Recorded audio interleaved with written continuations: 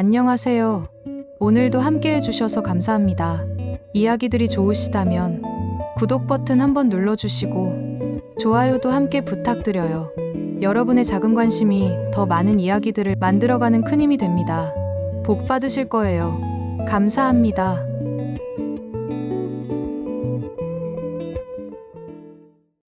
새벽 5시 경북 시골의 이른 아침이었습니다. 닭들이 울어대는 소리와 함께 저는 오늘도 어김없이 맷돌 앞에 서서 매미를 갈고 있었습니다. 돌과 돌이 맞닿는 소리가 조용한 마을에 울려 퍼졌습니다. 이 소리를 들은 지 벌써 40년이 되었습니다. 손목이 아파왔지만 멈출 수 없었습니다. 오늘까지 메밀가루 20포를 만들어야 했거든요. 마을 이장님이 손자 돌잔치에 쓸 메밀전병을 부탁하셨기 때문입니다. 저희 제분소 메밀가루로 만든 전병은 이 동네에서 유명했습니다. 곱고 고소한 맛 때문에 이웃 마을에서도 일부러 찾아오곤 했죠. 이 메밀이 참 좋네. 혼자 중얼거리며 곡식의 상태를 확인했습니다. 40년 동안 맷돌을 돌려오면서 생긴 습관이었습니다. 좋은 곡식은 소리부터 다르거든요. 돌 위에서 부서지는 소리가 경쾌하고 고소한 냄새가 났습니다. 기계로 갈면 절대 낼 수 없는 그런 향기였습니다. 돌아가신 남편이 생각났습니다. 남편도 이 맷돌 소리를 좋아했습니다. 여보, 이 소리가 우리 집 생명줄이야. 이 소리가 끊어지는 날이 오면 안 돼. 라고 늘 말하곤 했죠. 남편이 떠난 지 벌써 10년이 되었지만 이 맷돌 소리를 들을 때마다 남편이 옆에 있는 것 같았습니다. 저는 잠시 손을 멈추고 주위를 둘러봤습니다. 제분소 벽에는 40년간의 역사가 담긴 사진들이 걸려 있었습니다. 젊은 시절 남편과 함께 찍은 사진, 수진이가 어렸을 때 맷돌 옆에서 놀던 모습, 그리고 지역 신문에 소개되었을 때의 기사 스크랩들이 있었습니다. 어머니, 이제 그만하시죠. 뒤에서 들려오는 목소리에 저는 손을 멈췄습니다. 딸 수진이가 서울에서 내려온 모양이었습니다. 언제 들어왔는지 모르게 제 뒤에 서 있었습니다. 정장 차림에 하이힐을 신고 있는 모습이 이 시골 제분소와는 어울리지 않았습니다. 예쁘게 화장을 한 얼굴이지만 어딘지 피곤해 보였습니다. 수진아, 언제 왔니? 밤차로 온 거야? 왜 미리 연락 안 했어? 음식이라도 준비했을 텐데. 네, 어머니. 좀 쉬시죠. 허리 아프시잖아요. 이렇게 새벽부터 일하시면 몸이 견딜 수 있겠어요? 수진이는 제 어깨에 손을 얹으며 말했습니다. 그 손길이 예전보다 부드러웠지만 왠지 마음이 무거웠습니다. 딸이 이렇게 갑자기 내려올 때는 늘 무슨 일이 있을 때였거든요. 특히 이렇게 심각한 표정을 짓고 있을 때는 더욱 그랬습니다. 괜찮아. 이 일이 내 생활이고 습관이야. 안 하면 오히려 몸이 이상해져. 그보다 커피라도 끓여줄까? 아니면 밥 먼저 하고? 그게 아니라요, 어머니. 이제 정말 힘든 일 그만하시고 이 부지 팔아서 편히 쉬세요. 서울에 올라가서 저희랑 같이 살아요. 수진이의 말에 저는 고개를 저었습니다. 이런 이야기를 하러 온 것이었구나 싶었습니다. 몇 년 전부터 딸은 제가 이 일을 그만두고 서울로 올라가길 바라고 있었습니다. 하지만 오늘따라 더 간절해 보였습니다. 수진아, 이 제분소는 단순히 돈을 버는 곳이 아니야. 내 아버지와 함께 일군 터전이고 우리의 삶 그 자체야. 그리고 이곳은 우리 마을의 혼이 담긴 곳이기도 하고 어떻게 그냥 팔 수가 있겠니? 어머니, 시대가 바뀌었어요. 이제 누가 이런 전통 방식을 찾겠어요? 기계로 하면 더 빠르고 효율적인데요. 효율적이라고 다 좋은 게 아니야. 이 맷돌로 갈면 맛이 달라. 마을 사람들이 40년 동안 찾아오는 이유가 있는 거야. 저는 뒷마당을 바라보며 말했습니다. 그곳 감나무 아래에는 남편의 비밀이 묻혀 있었습니다. 은박지로 싼 통장 묶음이 아직도 그곳에 있었습니다. 남편이 평생 모은 돈이었지만 아무에게도 말하지 않고 있었습니다. 정직하게 번 돈은 땅에 묻어도 썩지 않는다는 남편의 말을 지키고 있었던 것입니다. 어머니가 고집 부리시는 동안 몸만 상해요. 이제 68세이신데 언제까지 이런 고된 일을 하실 건가요? 수진이의 목소리에는 간절함이 묻어 있었습니다. 하지만 저는 쉽게 답할 수 없었습니다. 이 재분소를 떠난다는 것은 제 인생 전체를 포기하는 것과 같았거든요. 어머니, 안녕하세요. 건강하게 지내고 계시죠? 며칠 후 사위 상우가 찾아왔습니다. 평소보다 정장을 말끔하게 차려입고 있었습니다. 넥타이까지 메고 온 모습을 보니 뭔가 중요한 이야기가 있을 것 같았습니다. 손에는 두꺼운 서류 가방을 들고 있었습니다. 상우야, 왜 이렇게 잘 차려입고 왔니?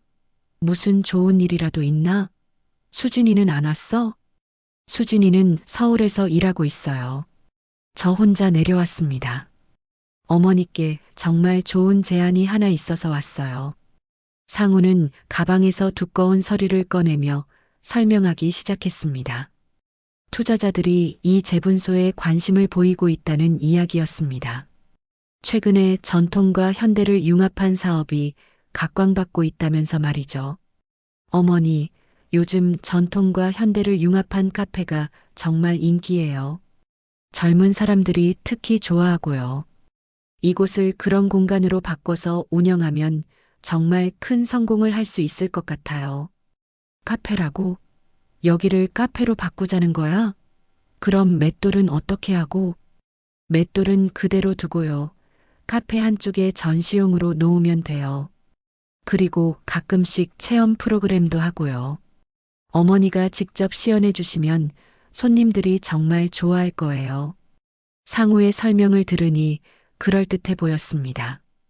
전통을 살리면서도 새로운 사업을 할 수 있다는 말에 마음이 조금 흔들렸습니다.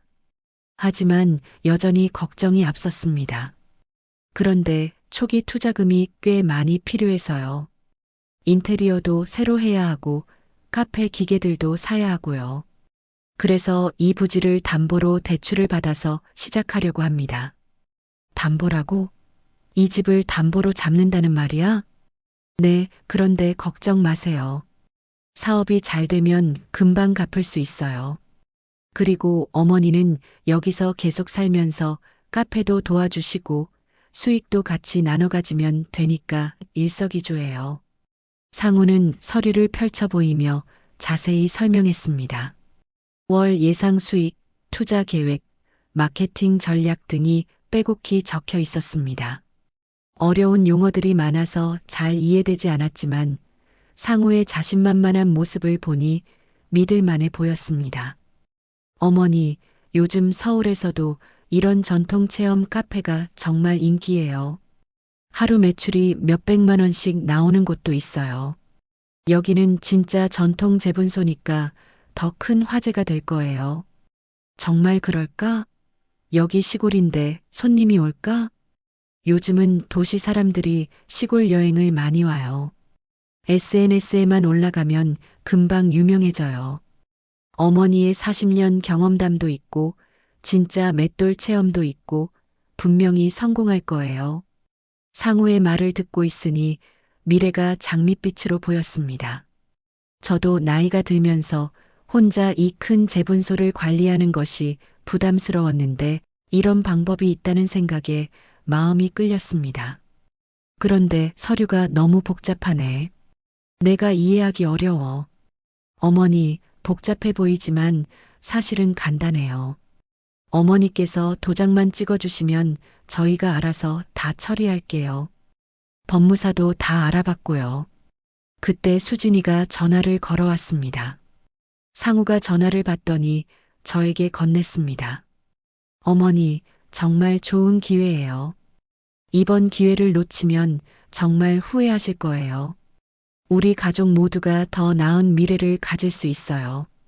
전화 너머로 들리는 수진이의 간절한 목소리였습니다. 딸과 사위가 이렇게 간절하게 부탁하는데 거절할 이유가 없었습니다. 게다가 제가 평생 지켜온 전통을 살리면서도 새로운 발전을 할 수 있다는 생각에 마음이 기울었습니다. 알겠다. 우리 가족이 함께하는 일이니까 해보자.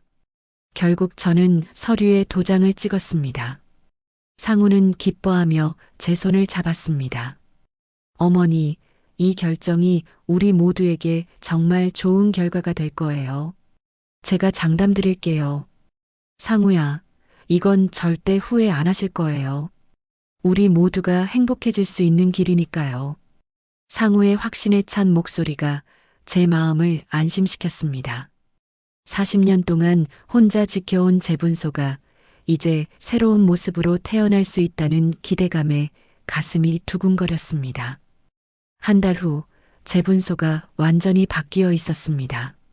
전통 맷돌은 한쪽 구석으로 밀려났고 현대식 카페 기계들이 그 자리를 차지했습니다. 벽은 새하얗게 칠해졌고 예쁜 테이블과 의자들이 들어섰습니다. 제가 40년 동안 살아온 공간이 완전히 달라진 모습이었습니다. 어머니, 어떠세요? 정말 멋있게 바뀌었죠? 상우는 뿌듯한 표정으로 말했습니다. 카페 한쪽에는 전통 체험 코너라는 팻말과 함께 맷돌이 전시되어 있었습니다. 하지만 예전처럼 실제로 사용하는 것이 아니라 그냥 구경거리가 되어버린 느낌이었습니다. 참 예쁘게 꾸몄네. 그런데 맷돌이 저기 있으면 실제로 쓸 수 있는 거야? 네, 물론이죠. 체험 프로그램 때 사용할 거예요. 어머니가 직접 시연해 주시면 되고요. 개업식 날이 되었습니다. 저는 평소에 잘 입지 않던 정장을 차려입고 참석했습니다. 검은색 정장에 구두까지 신었는데 거울을 보니 어색했지만 그래도 중요한 날이니까 단정하게 입어야겠다 싶었습니다. 어머니, 여기 앉으세요. 오늘 어머니는 우리 카페의 명예 홍보대사이십니다. 상우는 저를 무대 옆 의자에 앉혔습니다. 명예 홍보대사라는 말에 기분이 좋았습니다. 많은 손님들이 개업식을 보러 왔었습니다. 대부분 젊은 사람들이었고 스마트폰으로 사진을 찍어대고 있었습니다. 저는 가슴이 뿌듯했습니다. 제가 40년 동안 지켜온 이곳이 새롭게 태어나는 모습을 보니 감동적이었습니다. 이제 더 많은 사람들이 이곳을 찾아올 것이고 전통의 가치도 알아줄 것이라는 생각에 마음이 설렜습니다. 여러분, 안녕하세요. 저희 모던밀 카페에 오신 것을 환영합니다. 상우가 마이크를 잡고 인사를 시작했습니다. 목소리가 자신감으로 가득 차 있었습니다. 저희 사업이 성공하려면 옛날 방식을 완전히 버려야 한다고 생각합니다. 전통은 존중하되 구시대적인 방식에 얽매여서는 안 되죠. 상우의 말에 손님들이 고개를 끄덕였습니다. 그런데 뭔가 이상한 기분이 들었습니다. 전통을 존중한다면서 옛날 방식을 버린다는 것이 모순적으로 느껴졌거든요. 저기 앉아 계신 분이 바로 이곳에서 40년 동안 맷돌질을 하신 분인데요. 상우가 저를 가리키며 말했습니다. 손님들의 시선이 저에게 집중되었습니다. 저는 어색하게 손을 들어 인사했습니다. 하지만 이제는 시대가 바뀌었잖아요. 아직도 맷돌질을 손으로 하시는 분들이 계시나요? 상우의 말에 손님들이 웃음을 터뜨렸습니다. 저는 그 순간 뭔가 잘못되었다는 것을 직감했습니다. 제가 웃음거리가 되고 있다는 생각이 들었습니다. 요즘 누가 그런 힘든 일을 해요? 기계가 다 해주는데 굳이 손으로 할 필요가 있나요? 한 손님이 말했습니다. 다른 손님들도 동조하며 웃었습니다. 맞아요. 효율성을 생각하면 기계가 훨씬 좋죠. 시간도 절약되고 힘도 안 들고요. 저희 카페에서는 그런 구시대적 방법 대신 최신 기계를 사용해서 더 맛있고 위생적인 음료를 제공할 예정입니다. 상우의 말이 계속될수록 제 가슴은 더 뜨거워졌습니다. 손이 떨리기 시작했습니다. 제가 평생 자랑스럽게 여겨온 일이 이렇게 조롱받는 것을 보니 견딜 수가 없었습니다. 물론 전통 체험 코너도 있으니까 구경하고 싶으신 분들은 언제든지 보세요. 옛날 사람들이 얼마나 힘들게 살았는지 알 수 있을 거예요. 그 말에 손님들이 더 큰 웃음을 터뜨렸습니다. 저는 입을 꽁꽁 다물고 있었지만 마음속으로는 무너져 내리고 있었습니다. 이것이 제가 바라던 모습이 아니었습니다. 전통을 살린다고 했는데 실제로는 전통을 조롱하고 있었던 것입니다. 개업식이 끝난 후 저는 상우에게 조용히 말했습니다. 상우야, 아까 그 말들이 좀 심했던 것 같은데. 어머니, 손님들 앞에서는 그렇게 말해야 해요. 마케팅이거든요. 어머니도 이해해 주세요. 상우의 대답에 저는 더 이상 말할 수 없었습니다. 하지만 마음속 깊은 곳에서 무언가 단단히 틀어지기 시작했습니다. 2달이 지났지만 카페는 기대했던 만큼 손님이 많지 않았습니다. 처음 며칠은 구경꾼들이 왔지만 곧 발길이 뜸해졌습니다. 투자금은 바닥났고 대출 이자는 매달 늘어만 갔습니다. 상우는 점점 예민해졌고 수진이도 스트레스를 받고 있었습니다. 어머니, 이게 다 뭐 때문인지 아세요? 상우가 신경질적으로 말했습니다. 얼굴에는 초조함이 역력했고 평소의 여유로운 모습은 온데간데 없었습니다. 손님들이 왜 안 오는 걸까? 인테리어도 예쁘게 했고 메뉴도 다양한데 이 모든 게 어머니 때문이에요. 어머니가 계속 옛날 방식으로 간섭하시니까 손님들이 이상하게 생각하는 거예요. 상우야, 내가 뭘 잘못했다는 거니? 나는 그냥 내가 할 수 있는 일을 도와주려고 했을 뿐인데.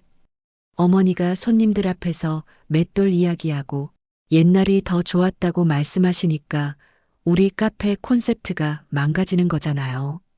저는 억울했습니다. 손님들이 궁금해해서 맷돌에 대해 설명해 준 것뿐인데 그것이 잘못된 일이라니요. 게다가 제가 평생 해온 일에 대한 자부심을 가지는 것이 그렇게 잘못된 일인지 이해할 수 없었습니다.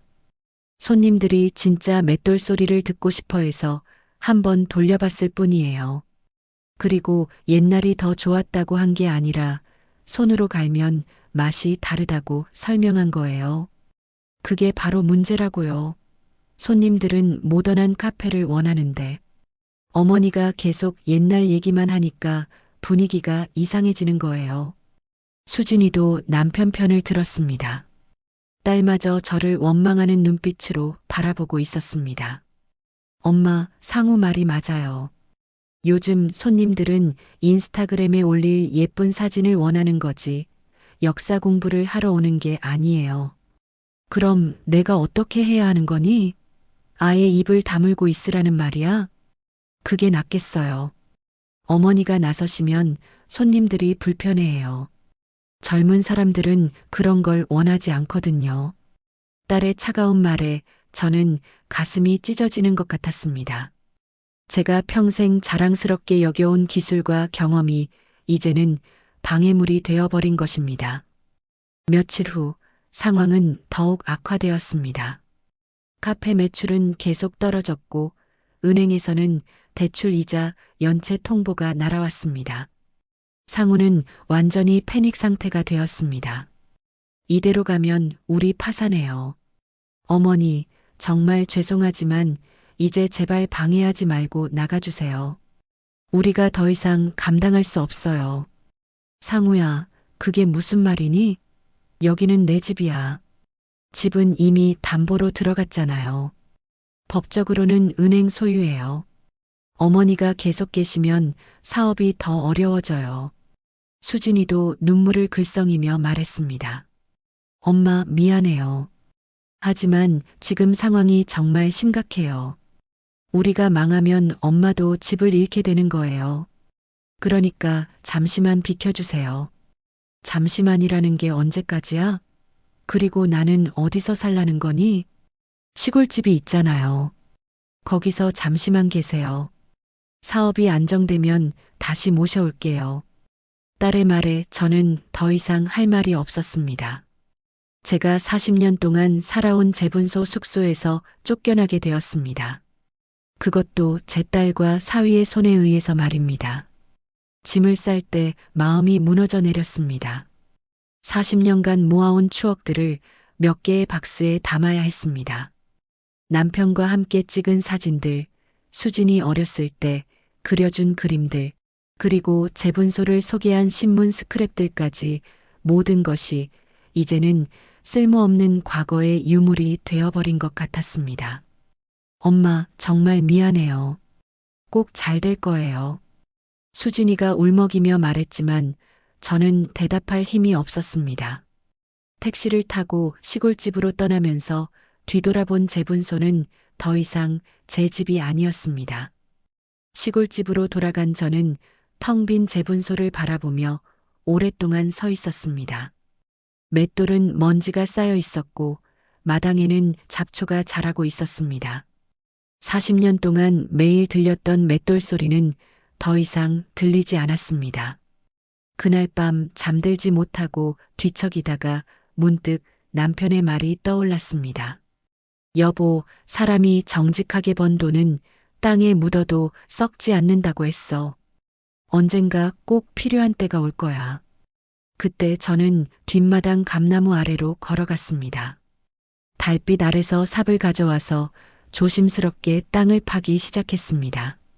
얼마 후 은박지로 쌓인 통장 묶음이 나왔습니다. 남편이 평생 모아둔 돈이었습니다. 통장을 하나씩 확인해 보니 생각보다 많은 돈이 있었습니다. 남편이 얼마나 꼼꼼하게 모았는지 알 수 있었습니다. 매달 조금씩 40년 동안 차곡차곡 모은 돈이었습니다. 여보, 이제 당신이 모아둔 이 돈으로 우리 딸을 제대로 가르쳐야 할 때가 온 것 같아요. 사람이 얼마나 쉽게 변할 수 있는지, 그리고 부모의 은혜가 얼마나 소중한지 깨닫게 해줘야겠어요. 저는 통장들을 품에 안고 중얼거렸습니다. 마음속에서 무언가 단단히 굳어지는 것을 느꼈습니다. 이제 진짜 싸움이 시작될 것 같았습니다. 40년 동안 맷돌만 갈아온 줄 알았지만 이제는 사람 마음도 갈아야 할 때가 온 것입니다. 다음 날 아침 저는 서울에 있는 오랜 친구에게 전화를 걸었습니다. 김 변호사는 저와 고등학교 동창으로 40년 넘게 우정을 이어온 사이였습니다. 남편이 살아있을 때부터 법적인 문제가 있으면 늘 도움을 받아왔던 분이었습니다. 농협조합장을 하던 남편이 땅 문제로 고민할 때마다 조언을 구했던 믿을 만한 친구였습니다. 정희야, 오랜만이네. 갑자기 무슨 일이야? 목소리가 심상치 않은데? 혹시 몸이 아픈 거 아니야? 언니, 정말 급한 일이 생겼어요. 법적인 조언이 필요해서 연락드렸어요. 제가 아주 큰 공경에 처했어요. 김 변호사는 제 목소리에서 절박함을 느꼈는지 진지하게 들어주었습니다. 저는 그동안 벌어진 일들을 차근차근 설명했습니다. 사위의 제안에 속아서 재분소를 담보로 잡힌 것, 개업식에서 당한 굴욕, 그리고 결국 집에서 쫓겨난 일까지 모든 것을 숨기지 않고 털어놓았습니다. 정희야, 잠깐만. 천천히 다시 말해봐. 사위가 어떤 서류에 도장을 찍게 했다고? 카페 사업을 한다면서 재분소 부지를 담보로 대출을 받겠다고 했어요. 전통과 현대를 융합한다고 저도 함께 일할 수 있다고 해서 믿었는데 그 서류들 혹시 복사본이라도 있어? 정확히 뭘 서명했는지 봐야겠어. 네, 다행히 하나씩 챙겨왔어요. 그때는 뭔지도 모르고 도장을 찍었는데 지금 보니 이상한 부분이 많아요. 저는 서류함에서 꺼낸 계약서, 사본들을 한 장씩 팩스로 보냈습니다. 김 변호사는 서류를 받자마자 꼼꼼히 검토하기 시작했습니다. 정희야, 이거 심각해. 일단 내가 자세히 분석해 볼 테니까 잠깐만 기다려. 1시간 후 김 변호사에게서 다시 전화가 왔습니다. 목소리가 분노로 가득 차 있었습니다. 정희야, 이거 완전히 사기야. 담보 설정 과정에서 명백한 허위 설명이 있었어.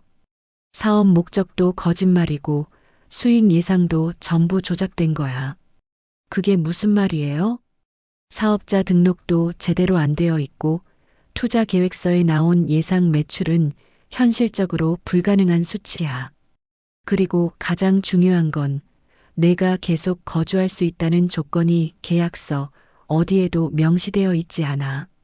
김 변호사는 차근차근 설명해 주었습니다. 상우가 저에게 말한 것과 실제 계약 내용이 완전히 다르다는 것이었습니다. 그럼 어떻게 해야 하나요? 재분소를 되찾을 수 있어요? 당연히 가능해.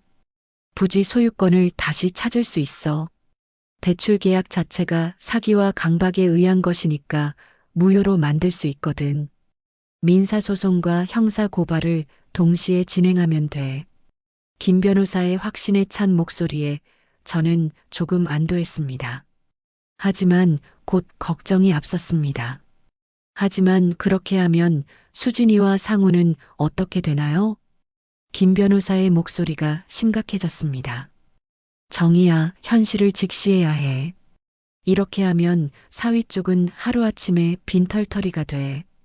개인 보증도 서 있고 연대 보증인으로 수진이 이름도 들어가 있어서 둘 다 신용불량자가 될 거야.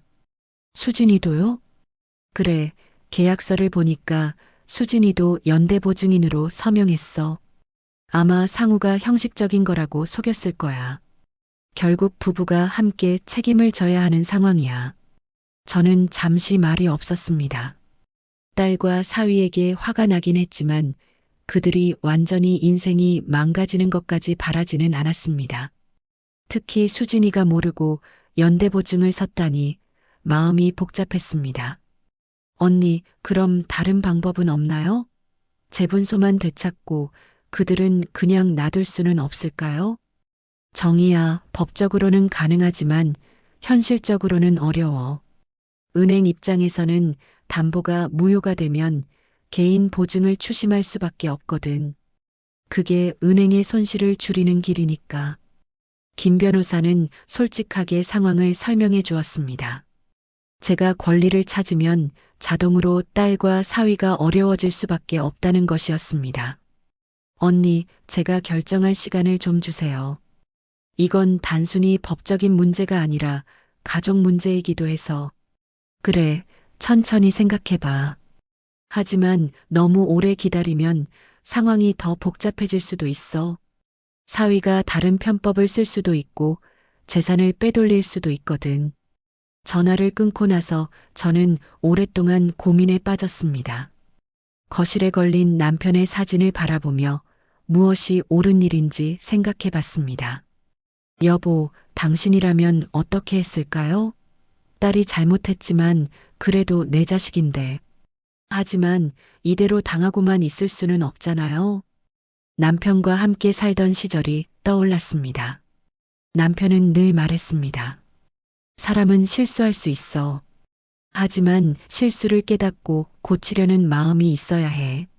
그렇지 않으면 같은 실수를 반복하게 돼. 그날 밤 잠들지 못하고 뒤척이던 중에 문득 지난 몇 달간의 일들이 주마등처럼 스쳐 지나갔습니다. 개업식에서 손님들 앞에서 저를 조롱하던 상우의 모습, 그리고 그것을 말리지 않던 수진이의 모습이 선명하게 기억났습니다. 옛날 방식을 버려야 한다. 아직도 맷돌질 하시는 분들이 계시나요? 라던 상우의 말들이 귓가에 맴돌았습니다. 그때 느꼈던 굴욕감과 배신감이 다시 올라왔습니다. 그리고 집에서 쫓겨날 때 수진이가 한 말도 생각났습니다. 엄마, 제발 방해하지 말고 나가주세요. 40년 동안 딸을 키우기 위해 희생했던 세월이 한순간에 무너지는 기분이었습니다. 내 맷돌에 돌가루만 갈아온 줄 아나 사람 마음도 갈아봤지. 저는 중얼거리며 결심을 굳혔습니다. 이번 기회에 제대로 가르쳐야겠다는 생각이 들었습니다. 단순히 복수가 아니라 진짜 교육을 시켜야겠다고 마음먹었습니다. 다음 날 새벽 맷돌을 돌리며 생각을 정리했습니다. 40년 동안 이 맷돌과 함께 살면서 배운 것이 있었습니다. 돌은 단단하지만 꾸준히 갈면 부드러워진다는 것, 그리고 급하게 돌리면 오히려 제대로 갈리지 않는다는 것이었습니다. 사람 마음도 마찬가지일 것이라는 생각이 들었습니다. 한 번에 바꾸려고 하면 안 되고 꾸준하고 지속적으로 깨우쳐줘야 한다는 것이었습니다. 아침이 되자 김 변호사에게 다시 전화를 걸었습니다. 언니 시작해주세요. 모든 담보권을 회수하고 싶어요. 정희야, 정말 확실해? 한번 시작하면 되돌릴 수 없어. 그리고 내 딸과 사위가 정말 힘들어질 거야. 네, 확실해요. 제가 40년 동안 지켜온 것을 지키고 싶어요. 그리고 딸에게도 진짜 인생이 뭔지 가르쳐 주고 싶어요. 지금까지는 너무 쉽게 살게 해줬나 봐요. 알겠어. 그럼 내일부터 법적 절차를 시작할게. 허위 서류 신고, 사기 혐의 고발, 담보권 무효 소송까지 동시에 진행할 거야. 일주일 정도면 결과가 나올 거야. 비용은 얼마나 들까요? 이런 경우는 승소 가능성이 높으니까 성공 보수로 해도 돼. 하지만 초기 비용은 좀 필요해. 김 변호사는 즉시 행동에 나섰습니다. 40년 동안 법조계에서 쌓은 경험과 인맥을 총동원해서 모든 절차를 신속하게 진행했습니다. 저는 남편이 남긴 돈으로 변호사 비용을 지불했습니다. 그 돈이 이런 용도로 쓰일 줄 남편도 몰랐을 것입니다. 며칠 후 김 변호사로부터 중간 보고가 왔습니다. 정희야, 진행 상황 알려줄게. 은행에서 이미 담보계약의 문제점을 인정했어. 사기에 의한 계약이라는 걸 확인했거든. 그럼 이제 어떻게 되나요? 은행에서 담보계약 무효 인정하고 즉시 해지하기로 했대. 그리고 사위 쪽 개인 보증도 모두 청구할 예정이고 연대 보증인인 수진이도 마찬가지야. 재분소는 다시 제 것이 되는 건가요? 그래, 완전히 내 소유로 돌아와. 그리고 사위가 투자받은 돈이랑 지금까지 쓴 돈도 모두 반환해야 해. 못 갚으면 개인 파산 절차에 들어갈 거야. 김 변호사는 계속해서 상황을 설명했습니다. 그리고 형사 고발도 접수됐어. 사기죄와 문서 위조죄로 말이야. 이건 별개의 문제라서 민사와 상관없이 진행될 거야. 저는 복잡한 심정이었습니다. 제 권리를 찾은 것은 기뻤지만 딸과 사위가 겪을 고통을 생각하니 마음이 무거웠습니다. 하지만 이제 와서 후회할 수는 없었습니다. 언니, 이제 제가 직접 가서 이야기해야겠어요. 그들이 상황을 알고 있을까요? 아직 정식 통보는 안 갔을 거야. 하지만 은행에서 비공식적으로 연락했을 수도 있어. 조심해, 정희야. 절망적인 사람들은 무슨 일을 할지 몰라. 하지만 저는 이제 두렵지 않았습니다. 40년 동안 혼자서 재분소를 지켜온 저였으니까요. 풍파를 겪어본 경험도 많았고 무엇보다 제가 옳은 일을 하고 있다는 확신이 있었습니다. 그날 저녁 저는 마지막으로 남편의 사진 앞에서 기도했습니다. 여보, 이제 진짜 시작이에요. 우리 딸을 제대로 가르칠 수 있도록 도와주세요. 이 일이 우리 가족 모두에게 좋은 결과가 되었으면 좋겠어요. 일주일 후 은행에서 상호에게 대출 중단 및 즉시 상환 통보가 나갔습니다. 동시에 사업장 압류 예고 통지서도 함께 발송되었습니다. 저는 김 변호사를 통해 모든 상황을 실시간으로 보고받고 있었습니다. 정희야, 은행에서 방금 연락 왔어. 상우한테 통지서 발송했다고 해. 그리고 경찰서에서도 사기 혐의 관련해서 조사 협조 요청 나갈 예정이야. 벌써요? 생각보다 빠르네요. 이런 경우는 은행 입장에서도 빨리 처리하고 싶어 해. 손실을 최소화해야 하니까. 아마 오늘 내일 중으로 상우 쪽에 연락이 갈 거야. 김 변호사의 말대로 그날 오후부터 상황이 급변하기 시작했습니다. 먼저 은행 담당자가 상우에게 전화를 걸었습니다. 대출 계약의 사기 혐의가 확인되어 즉시 전액 상환하라는 통보였습니다. 상우는 처음에는 이해하지 못했습니다. 무슨 말씀이세요? 사기라니요? 저희가 뭘 잘못했다는 거죠? 담보 설정 과정에서 허위 사실 고지가 있었고 사업 계획서의 내용도 허위로 판명되었습니다. 피해자인 윤정혜 씨의 고발로 경찰 수사도 진행 중입니다.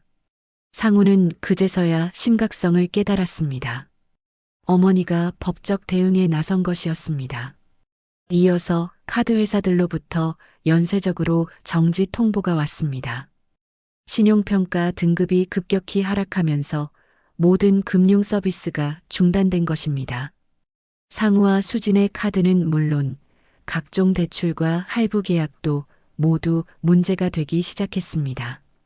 여보, 카드가 안 돼요. 마트에서 장 보는데 갑자기 결제가 안 된다고. 수진이 당황해서 전화를 걸었습니다. 나도 그래.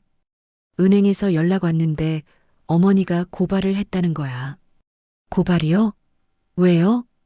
사기 혐의래. 재분소 담보건 때문에. 그날 저녁 부동산 중개업소에서도 연락이 왔습니다. 상우와 수진이 살고 있던 아파트에 대한 압류 신청이 들어왔다는 것이었습니다. 개인 보증으로 인해 모든 재산이 동결될 예정이라는 통보였습니다. 어머니. 그날 오후 수진이 울면서 시골집으로 달려왔습니다. 얼굴이 창백했고 눈이 붓도록 운 흔적이 역력했습니다. 평소의 단정한 모습은 온데간데 없고 급하게 나온 듯 화장도 제대로 하지 않은 채였습니다. 뒤따라 상우도 왔는데 평소의 자신만만한 모습은 완전히 사라져 있었습니다. 양복도 구겨져 있고 얼굴에는 절망감이 역력했습니다. 어머니, 이게 무슨 일이에요? 갑자기 은행에서 모든 대출을 당장 갚으라고 하는데 우리가 그런 돈이 어디 있어요? 상우의 목소리는 떨리고 있었습니다. 평생 남의 돈으로 사업하며 살아온 그였기에 이런 상황이 더욱 당황스러웠을 것입니다. 저는 대답하지 않고 부엌으로 가서 차를 끓이기 시작했습니다. 40년 동안 사용해온 주전자에 물을 끓이며 마음을 가라앉혔습니다. 엄마, 제발 말씀해 주세요. 무슨 일이 벌어진 거예요? 경찰서에서도 연락 왔어요. 조사받으러 오라고. 앉아라. 차부터 마시고 이야기하자. 저는 찻잔을 내놓으며 조용히 말했습니다. 두 사람은 불안한 표정으로 저를 바라봤습니다. 찻잔을 잡은 상우의 손이 미세하게 떨리고 있는 것이 보였습니다. 너희가 나를 쫓아낸 후에 내가 뭘 했는지 궁금하지? 어머니, 그때는 정말 어쩔 수 없었어요. 사업이 너무 어려워서 일시적으로만 그런 거였어요. 어쩔 수 없었다고? 40년 동안 나를 키워준 집에서 내가 평생 살아온 터전에서 쫓아내는 게 어쩔 수 없는 일이었나? 저의 차가운 목소리에 두 사람은 말이 없었습니다. 수진이 눈물을 흘리기 시작했습니다. 나는 변호사를 만났어. 너희가 나에게 한 일들을 법적으로 검토받았지. 변호사요? 왜요? 가족끼리 변호사까지 부르셔야 했나요? 상우가 당황해서 물었습니다. 가족이라고? 가족이 서로 이렇게 하나? 담보 설정 과정에서 사기가 있었다고 하더구나. 허위 서류와 허위 설명으로 나를 속였다는 거야. 어머니, 그게 아니에요. 저희가 고의로 사기를 친 게 아니라 사업이 잘 될 줄 알았어요. 그럼 뭐야? 투자 계획서에 적힌 예상 수익은 다 어디서 나온 숫자야? 하루 매출 몇백만 원씩 나온다더니 실제로는 하루에 10만 원도 안 나왔잖아. 저는 김 변호사에게서 들은 내용을 하나씩 말했습니다. 상우는 점점 작아지고 있었습니다. 사업자 등록도 제대로 안 한 채로 대출받은 것도 사실이지? 그리고 나를 연대보증인으로 세우면서 설명도 제대로 안 했고, 어머니, 그건 형식적인 거였어요. 실제로는 제가 다 책임지려고 했어요. 형식적인 거라고? 그럼 내 집이 담보로 잡힌 것도 형식적인 거였나? 내가 집에서 쫓겨난 것도 형식적인 거였고? 상우는 더 이상 변명할 말이 없었습니다. 그리고 개업식 때 손님들 앞에서 나를 조롱한 것도 마케팅이었나? 옛날 방식을 버려야 한다. 아직도 맷돌질 하시는 분들이 계시나요? 라고 한 그 말들이 다 마케팅이었어? 저는 그날의 굴욕을 하나하나 되짚어 말했습니다. 상우의 얼굴이 새하얗게 변했습니다.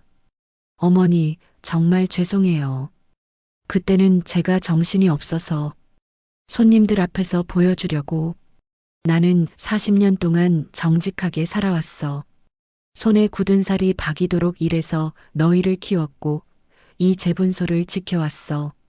그런 나를 웃음거리로 만들고 무능한 늙은이 취급하고 집에서 쫓아내고 그게 효도인가? 제 목소리가 점점 높아졌습니다. 40년간 쌓였던 서러움이 한꺼번에 터져 나오는 것 같았습니다. 수진이가 무릎을 꿇고 울면서 말했습니다.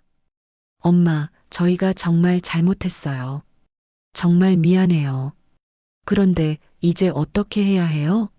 카드도 정지되고 집도 압류예고가 나왔어요. 저희가 길거리에 나앉게 생겼어요. 그건 너희 문제야. 너희가 선택한 길의 결과를 받는 거지. 내가 40년 동안 혼자 이 재분소 지킬 때는 생각해줬니?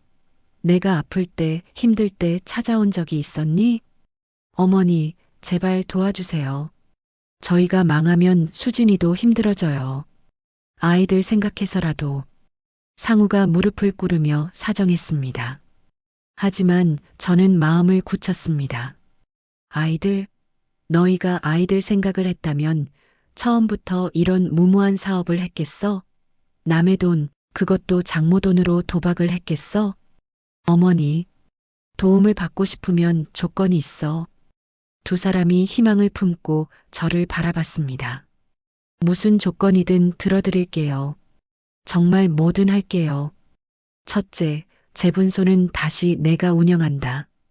카페 간판 떼고 원래대로 돌려놔라. 둘째, 너희는 내 일을 도우면서 진짜 노동이 뭔지 배워라.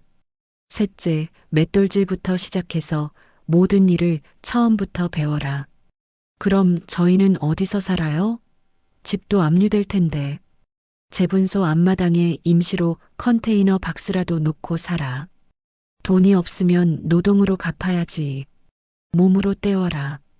두 사람은 절망적인 표정을 지었습니다. 도시에서 편안하게 살던 그들에게는 상상할 수 없는 조건이었습니다. 어머니, 정말 그것 말고는 다른 방법이 없나요? 좀 더 현실적인 방법이라고? 너희가 나한테 했던 게 현실적이었나? 40년 동안 키워준 어미를 하루아침에 쫓아내는 게 현실적이었어? 엄마, 정말 죄송해요. 하지만 제발, 너희는 내 손을 부끄러워했지. 이제 그 손의 소중함을 직접 배워봐라. 그리고 정말로 일해서 돈을 버는 게 얼마나 어려운 일인지 몸으로 배워라. 저는 더 이상 들어줄 말이 없다는 듯이 일어섰습니다. 오늘 밤까지 결정해라. 내 조건을 받아들이거나 아니면 알아서 해결하거나. 선택은 너희가 하는 거야. 그날 저녁 두 사람은 오랫동안 마당에서 대화를 나눴습니다. 서울로 돌아가서 다른 방법을 찾을지 아니면 제 조건을 받아들일지 고민하고 있는 것 같았습니다. 밤 10시가 넘어서야 수진이 들어와서 말했습니다. 엄마, 조건을 받아들일게요. 저희가 잘못했어요. 처음부터 다시 배우겠어요. 정말이지? 한번 시작하면 중간에 포기하면 안 돼. 진짜 힘들 거야. 네, 각오하고 있어요. 저희가 할 수 있는 유일한 방법인 것 같아요. 다음 날 두 사람은 가정집에서 쓰던 짐들을 정리해서 재분소로 가져왔습니다. 저는 이튿날 아침 일찍 재분소로 갔습니다. 40년 만에 처음으로 제 집으로 돌아가는 기분이었습니다. 카페로 바뀌었던 내부를 보니 마음이 복잡했습니다. 하얀 페인트로 칠해진 벽, 현대식 카페 기계들, 그리고 구석으로 밀려난 맷돌을 보니 지난 몇 달간의 일들이 주마등처럼 스쳐 지나갔습니다. 하지만 이제 다시 예전 모습으로 돌려놓을 수 있다는 생각에 마음이 든든했습니다. 앞마당에는 작은 텐트가 쳐져 있었습니다. 수진이와 상우가 그 안에서 잠을 자고 있었습니다. 평생 호텔과 아파트에서만 살던 사람들이 이제 텐트에서 자게 된 것입니다. 하지만 이것도 그들이 선택한 길이었습니다.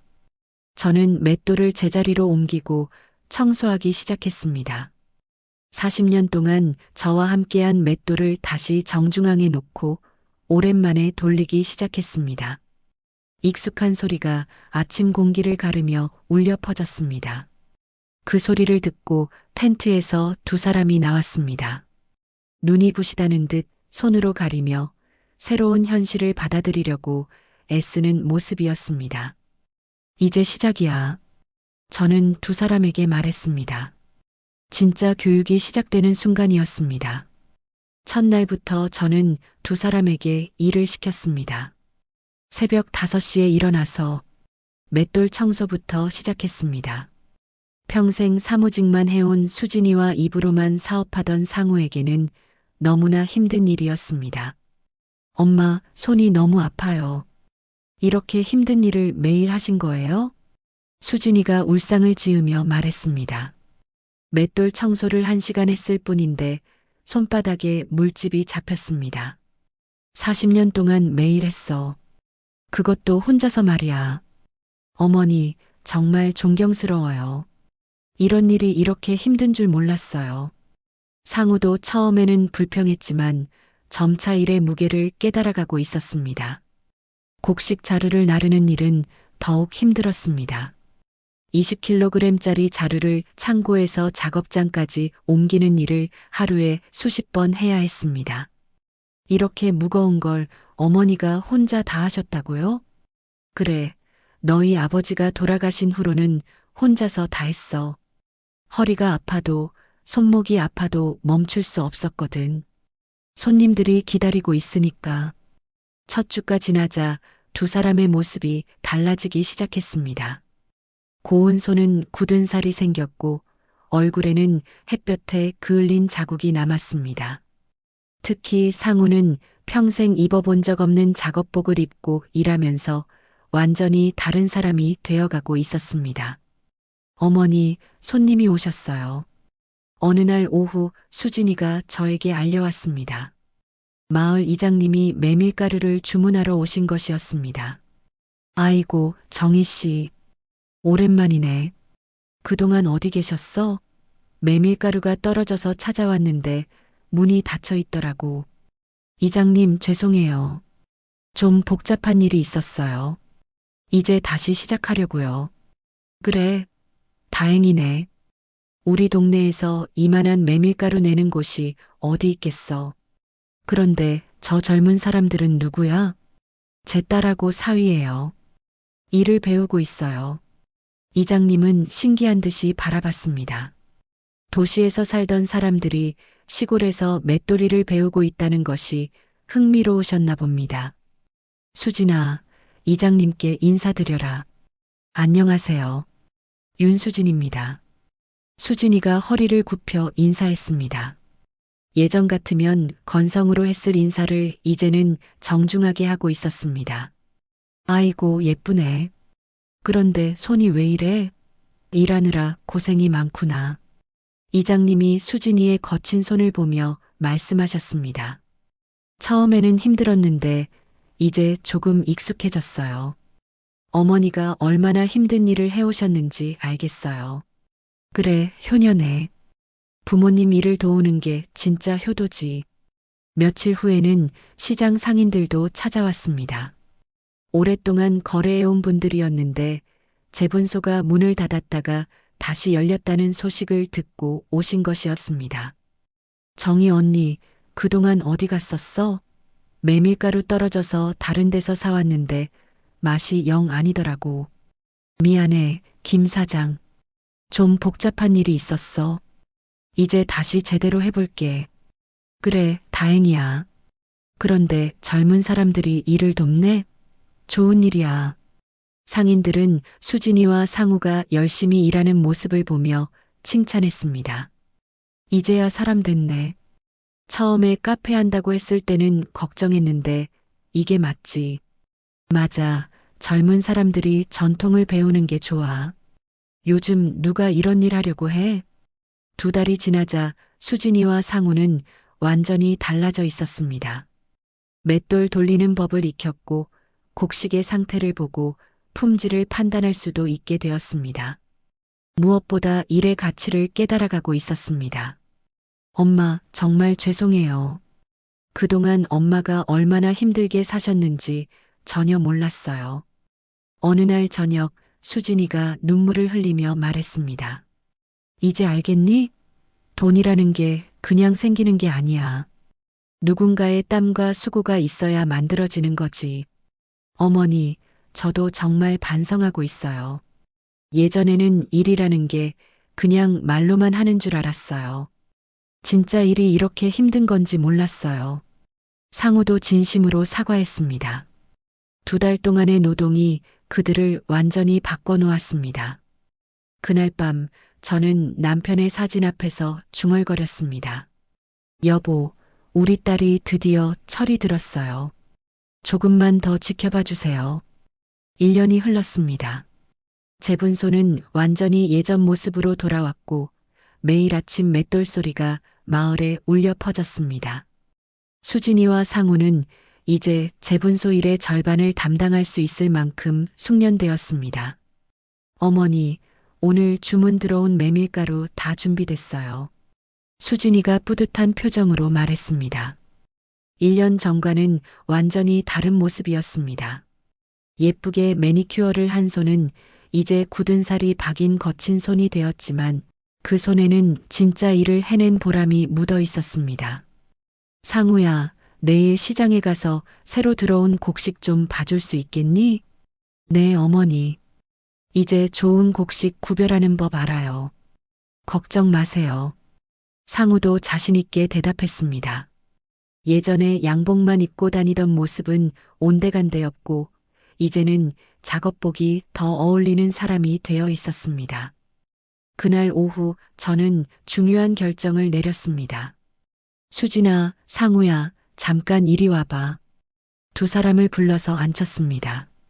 이제 너희가 이 일을 어느 정도 할 수 있게 되었으니 재분소 일부를 맡겨보려고 해. 정말요, 어머니? 그래. 하지만 조건이 있어. 첫째, 절대로 전통 방식을 바꾸면 안 돼. 둘째, 손님들을 정직하게 대해야 해.